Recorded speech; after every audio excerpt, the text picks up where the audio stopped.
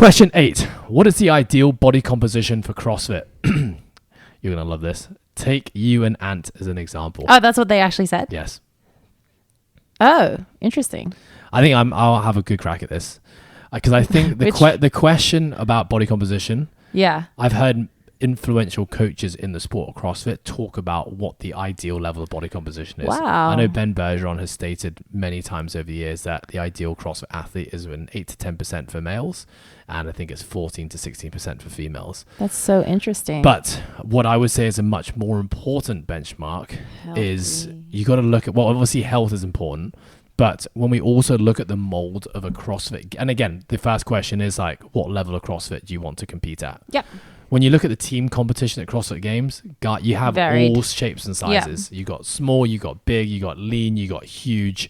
So the CrossFit team event, because you can have specialists. Are you talking about me when I was on the team? Because the CrossFit team event allows you to have specialists, you can have a whole mix of bodies. But when you go to the individual competition, like there is a mold that we see more and more often not start to appear. For men, you're going to be between 5'7" to 5'9", really, and you're going to be between 85 to probably 92 to 93 kilograms.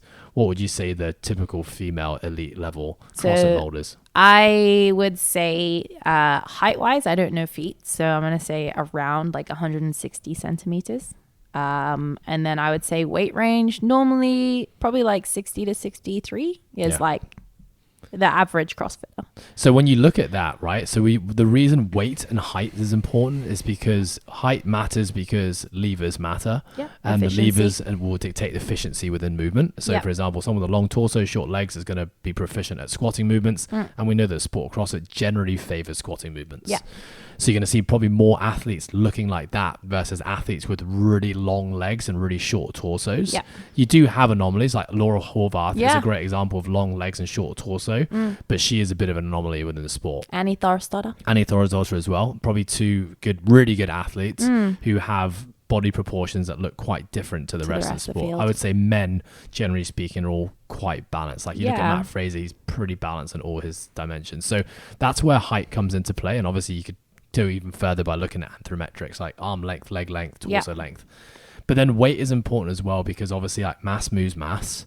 And you know, there's going to be like a Chris Spieler. You just don't see Chris Spielers anymore. Chris Spieler's around 69, 70 kilograms. For the weights that are prescribed at high level CrossFit, he just wasn't big enough. He was super impressive, but he's just not big enough to move those masses. And now there's just too many people who are better than him who can move those masses. Okay, you've got Cody Andersons who is sub 80 kg who can clean like 170 kilograms, but these are freak. Like you just don't get people like that. And so when you look at the body composition, let's say you have, if those are the metrics in terms of weight and height that are important, well then when we talk about body composition, we've got to look at where that person's starting at. If we have an individual whose natural athletic weight, so this person's been training for a while, but a natural athlete and they're a male is 75 kilograms. That's probably someone like me. I'd probably say my normal weight would be around 76 or 78.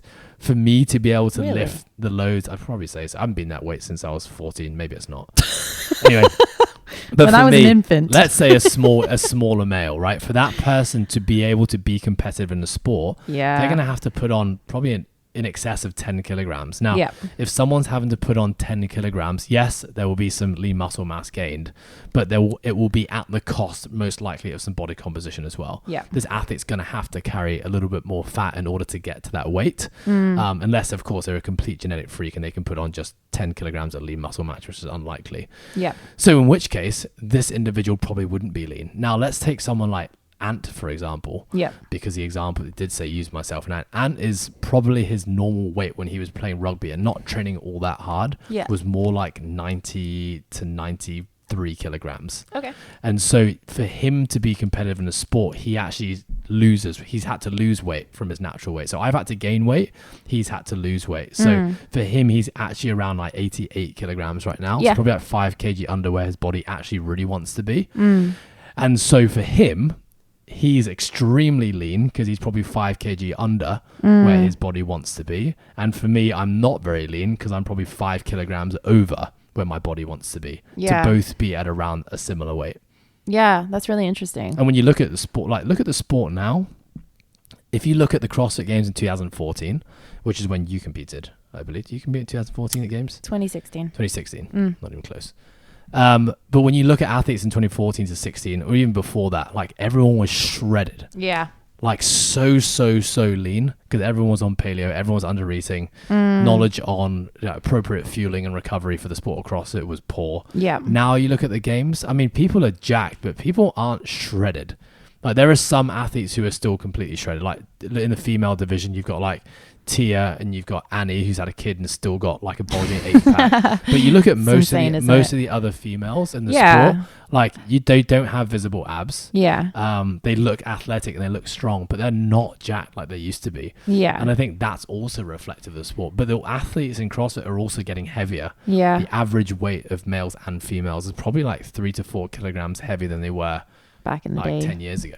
Yeah, I completely agree with that. I think the way that I would answer this question is there is no specific ideal body composition. It's the body composition that allows an athlete to be competitive. I know that Matt Fraser always competed in a state where he was maybe a little bit more fluffy than the rest of the field, but he was like, I just ate to perform. And I had the body composition that allowed me to do that. That's where I felt healthiest. We all have those. I know for me, a specific weight, if I'm sitting at 71 to 72, that has always been my peak of like competitive weight. Like when I'm really strong, really heavy, I was Ed's 14-year-old weight, 78 to 79. And then now I'm hardly doing any weightlifting and stuff. And my training methodology has changed quite a lot. So I don't think I'd be very competitive, but I'm sitting at like 66. So there's a really big range in there. And I think it's finding where you are able to express your athletic performance. And that's going to look different. So for me, being on the lighter end of 70s was good because I was still strong, but I was able to do the gymnastic movements. We all know CrossFit has high volume gymnastics. And as soon as I'm heavier, like imagine doing everything with like a weight vest on. It's what it would feel like. So yeah, I think you being a little bit lighter, you were still able to be competitive with your weightlifting. Yeah. Exactly. So it's a good trade-off. Yeah. I could trade off some of my strength for that. So for me, I need to be around 84, 85 kilograms to feel good in sport in CrossFit, which means I'm actually quite a lot less leaner. I've been sub 10% body fat and had like veins popping out my abs. But now I'd probably say I'm more like 13 to 14% body fat. Yeah. But I just recover way better at this weight. It also means because I'm a bit heavier, I can move more mass, which is that's the biggest thing that limits me in the sport. I'm just not very strong. Yeah. So the heavier I can be generally means the more load I can lift.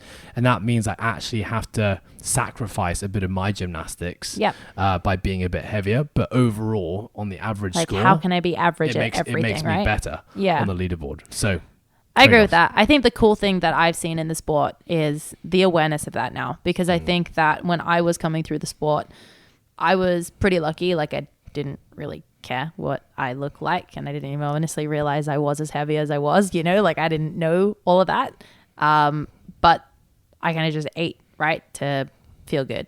Whereas I think there was a lot of discussion, at least within the female crowd, I don't know about the male crowd, where it was like, yeah, like I really want to be competitive, but like I really want to be lean and I really want to like look good, right? Whereas now you're probably seeing more awareness of how to actually feel your body. Because I know even like we went to the training think tank preparation camp for the games when Ant made it. And it was like Travis Mayer and Noah was there. And I remember having the conversation with Noah. I think Ant was eating his ridiculous way that he eats, like his macronutrients sometimes. And it was just like loading things in. And obviously like we were doing a mini comp prep thing where we were doing a competition weekend, which we know like game day nutrition doesn't need to be perfect. Yeah. But I think Noah saw how much like shit Ant was eating and was like, dude, like, how do you do it? And like, then they started talking about the quantity of food that they were eating. And I'm pretty sure at that stage, Noah was eating less than what I was being prescribed to eat. And I was like, you're a man. And he was insanely jacked. Yeah, you're a man. And like, you do so much more training than me and you're lifting so much more and you have so much more muscle mass. Like, you should be on way more. So yeah, I mean, I'll shout him out. Mike from M2 Performance Nutrition has been an incredible mentor of mine. And he's been on the podcast. It was a great episode. Yeah, he's who I've learnt a lot through. And it's been really cool to see someone like him be really successful in educating people, because I can see every single year how many more athletes are going under his wing. And I don't think it's because he's the next thing. I just think that he's so good at what he does, and he's educated people to be like, you can actually eat, it's okay. Yeah. And it's been cool to see people focus on being healthy, because I know that that's the way that he teaches stuff, similar to what we like to do here. Yeah, awesome. Yeah, to answer your question, when I got into CrossFit, it was all about body composition. Jacked. But because all the elite athletes were so lean and so ripped, and like everyone was talking about paleo nutrition, so this is like 2013. Yeah. And so I'm in my first regionals in 2014. I was so lean, but I was also tiny, like relative to what I am now. I look jacked in photos, but if I stand next to a normal sized person, it's like, oh, guy looks ill. Yeah. That's the funny conversation to have with people, isn't it? They're like, like, you're really big, so like everyone else in CrossFit is like the same height and the same stature and whatever. They must all be giants because I see them all on TV. And it's like, actually, no, they're all just really little people. But because the cameras all have them at the same. Yeah.